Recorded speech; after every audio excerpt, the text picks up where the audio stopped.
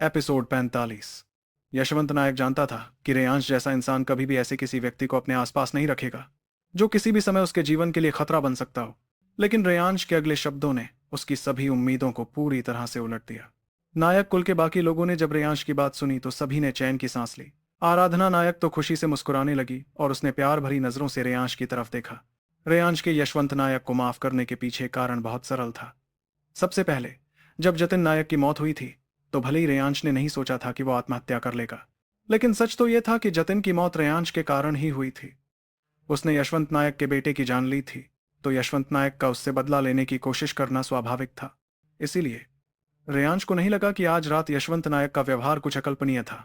और रेयांश के उसे माफ करने का दूसरा कारण यह था कि यशवंत नायक आराधना के पिता थे। रेयांश और आराधना के बीच अब बहुत अच्छे संबंध थे और वो अपनी इस ममेरी बहन से बहुत स्नेह करता था। इसलिए स्वाभाविक रूप से वो इस समय यशवंत नायक को कोई नुकसान नहीं पहुंचाना चाहता था।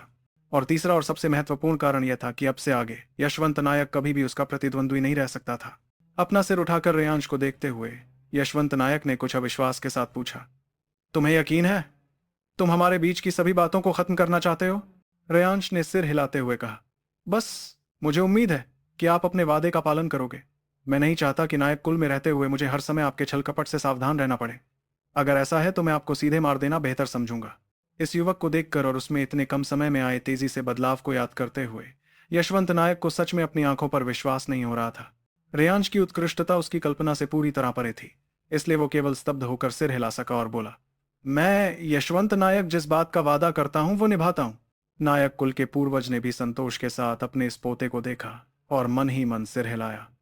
उनके दिल में थोड़ी सी राहत महसूस हुई। फिर उन्होंने कहा, अच्छा, जब सब कुछ सुलझ गया है तो अब से हम नायक कुल के सभी लोग एकजुट होकर राजवंशी कुल का सामना करेंगे।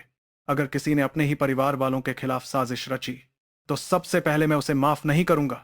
एक बार फिर सभी को देखते हुए नायक कुल के पूर्वज ने एक गहरी सांस ली और कहा, मैं थोड़ा थक गया हूं, आज सभी वापस जाकर आराम करें, लेकिन अगले कुछ दिनों तक मेरे आदेश के बिना कोई भी आसानी से बाहर नहीं जाएगा, समझे? नायक कुल के पूर्वज के आदेश पर सभी ने सिर हिलाया और विदा लेने की तैयारी करने लगे।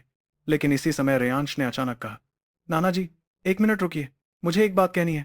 यह कहते समय उसने एक नजर मीरा देवी की तरफ देखी, लेकिन आज रात मीरा देवी को बहुत शर्मिंदगी और पछतावा महसूस हो रहा था, इसलिए वो लगातार अपना सिर नीचे झुकाए हुए थी। नायक कुल के पूर्वज ने गंभीरता से कहा, रेयांश, जो कहना है कह दो, हम सब सुन रहे हैं। नाना जी, मेरे पिता ने मरने से पहले मुझे कुछ दिया था और चाहते थे कि मैं अपना उपनाम बदलकर शेन कर लूं। अब से कृपया सभी मुझे रेयांश शेन के नाम से पुकारें। मुझे उम्मीद है कि नाना जी मुझे मेरे पिता की इस अंतिम इच्छा को पूरा करने देंगे। रेयांश के इस वाक्य ने सभी को थोड़ा तनावग्रस्त कर दिया। खासकर मीरा देवी का शरीर एक बार कांप गया, लेकिन फिर भी उसने अपना सिर नहीं उठाया। पहले जब रेयांश के पास न शक्ति थी और न ही प्रतिष्ठा, तो राजवीर शेन की यह इच्छा वो खुलकर नहीं कह सकता था। लेकिन आज रात की घटनाओं और उसकी बढ़ी हुई शक्ति के बाद वो जानता था कि अब सही समय आ गया था। नायक कुल के पूर्वज ने घबराहट के साथ उसे देखा और कहा, रेयांश, क्या तुम नायक कुल को छोड़ना चाहते हो? क्या हमने तुम्हारे साथ अच्छा व्यवहार नहीं किया? रेयांश ने सिर हिलाते हुए कहा, मेरा यह मतलब नहीं है। मेरी नसों में आधा खून अभी भी नायक कुल का है और नायक कुल में मेरी सब चीजें भी नहीं बदलेंगी। मैं बस अपने पिता का उपनाम अपनाना चाहता हूँ, सिर्फ अपना नाम बदलना चाहता हूँ। एक तरफ राजवीर शेन की इच्छा थी, दूसरी तरफ रेयांश का दृढ़ संकल्प। नायक कुल के पूर्वज के पास असहमत होने का कोई कारण नहीं था, और वैसे भी रेयांश इसके कारण नायक कुल को छोड़ नहीं रहा था। इसीलिए उन्होंने सिर हिलाया और कहा, जब यह राजवीर की अंतिम इच्छा है तो जैसा तुम चाहो। आखिरकार राजवीर शेन की एक इच्छा पूरी हो गई। रेयांश ने उत्साह से सिर हिलाया। इस समय बाकी लोग भी धीरे धीरे नायक कुल के पूर्वज से विदा लेकर वहां से चले गए। अर्जुन नायक जाते समय पीछे मुड़े और बोले, पिताजी, आज आप भी थक गए हैं, वापस जाकर आराम कीजिए। कल अभी भी प्रबंधन का काम सौंपना है, राजवंशी कुल के लोग शायद परेशानी खड़ी करने आए।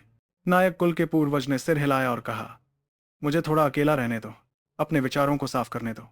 अर्जुन, तुम जाओ। अर्जुन नायक केवल असहाय होकर सिर हिला सके। आज की रात नींद से वंचित रहने वाली रात थी। रेयांश बाकियों से विदा लेकर अपने निवास की तरफ चल पड़ा। थोड़ी देर चलने के बाद उसने अचानक महसूस किया कि मीरा देवी दीवार फांदकर बाहर चली गई थी। अभी अभी नायक कुल के पूर्वज ने स्पष्ट रूप से कहा था कि उनके आदेश के बिना कोई भी नायक कुल से बाहर नहीं जाएगा, लेकिन ये महिला पलक झपकते ही ये भूल गई। आज रेयांश की सबसे बड़ी उपलब्धि ये थी कि इस महिला ने उसके प्रति अपनी राय बदल दी। 16 सालों के बाद रेयांश ने आखिरकार उसके अंदर खून के रिश्ते को महसूस किया। उसके लिए यह बहुत बड़ी खुशखबरी थी। इस समय जब उसने देखा कि मीरा देवी नायक कुल से बाहर निकल रही हैं, तो रेयांश स्वाभाविक रूप से उसकी सुरक्षा के बारे में चिंतित हो गया और उसके पीछे चल पड़ा। साक्षी, तुम्हें क्या लगता है वो कहाँ जा रही है? तुम भाड़ में जाओ, मैं तुमसे बात नहीं करना चाहती। रेयांश तुरंत पसीने से तर हो गया। पहले उसने उसके जीवन को नुकसान से बचाने के डर से कुछ कठोर शब्द कहे थे, लेकिन उसने नहीं सोचा था कि यह लड़की अब तक उससे नाराज रहेगी। रेयांश केवल उसे मनाने की कोशिश कर सकता था। अरे प्यारी, उस समय मेरी जीभ फिसल गई और मैंने गलती से कुछ गलत कह दिया। तुम मुझे एक मूर्ख गधा समझ लो, ठीक है? Warm warm warm. साक्षी हंस पड़ी, फिर सुधारते हुए बोली, वो कुत्ते की आवाज है बेवकूफ, गधा ऐसे बोलता है, ढेचू ढेचू। आ, तो तुम ही गधी हो, मर जाओ मर जाओ। महारानी, मुझे माफ कर दो। साक्षी को बड़ी मुश्किल से मनाने के बाद रेयांश के कान आखिरकार उसकी यातना से मुक्त हो गए। साक्षी ने साक्षी तलवार को उसके कान में घुसेड़कर एक कान की बाली में बदल दिया था, जिससे वह किसी भी समय उसे परेशान कर सकती थी। लेकिन इस समय उसने देखा कि मीरा देवी शहर के बाहर की तरफ जा रही थी। रेयांश तुरंत उसके पीछे चल पड़ा। काफी देर चलने के बाद उसे अचानक लगा कि यह रास्ता कुछ परिचित था। ध्यान से सोचने पर क्या यह राजवीर सेन की कब्र की दिशा नहीं थी?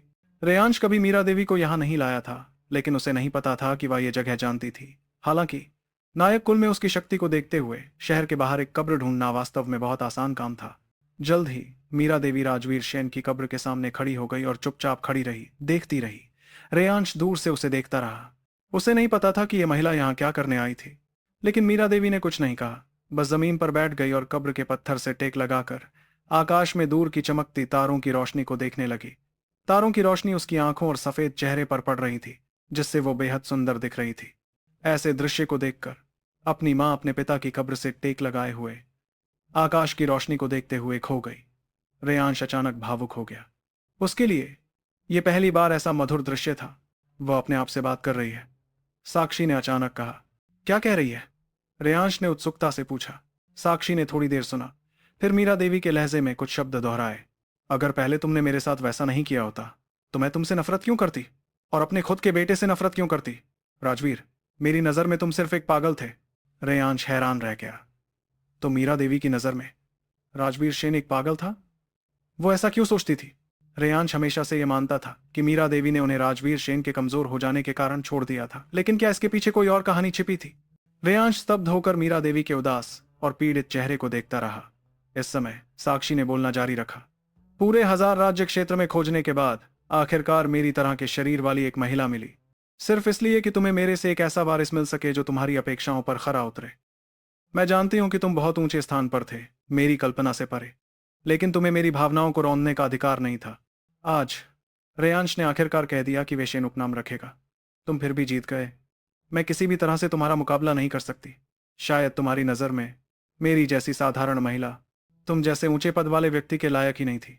मीरा देवी के शब्दों ने रेयांश को पूरी तरह से चौंका दिया। आज तक रेयांश को पता नहीं था कि मीरा देवी उसके प्रति इतनी ठंडी क्यों थी। ये उसके ठंडे स्वभाव के कारण नहीं था, बल्कि राजवीर सेन ने वास्तव में उसे बहुत दर्द दिया था। रेयांश जानता था कि राजवीर सेन एक बहुत ही शक्तिशाली जगह से आए थे। उनकी पहचान भी निश्चित रूप से बहुत ऊंची रही होगी। राजवीर सेन की ताकत निश्चित रूप से ड्रैगन नस्क क्षेत्र 8वें स्तर तक सीमित नहीं थी, जैसा कि लोग मानते थे। यह तो बस उनकी वो शक्ति थी जो उन्होंने कुलई नगर में दिखाई थी। रेयांश घटनाओं के क्रम का अनुमान लगा सकता था। राजवीर सेन की सारी शक्तियां ड्रैगन जेड द्वारा नष्ट कर दी गई थी, लेकिन वो इस तरह खत्म नहीं होना चाहते थे। इसलिए उन्होंने एक वारिस पैदा करने की सोची, एक ऐसा वारिस जिसका शरीर ड्रैगन जेड का उपयोग कर सके।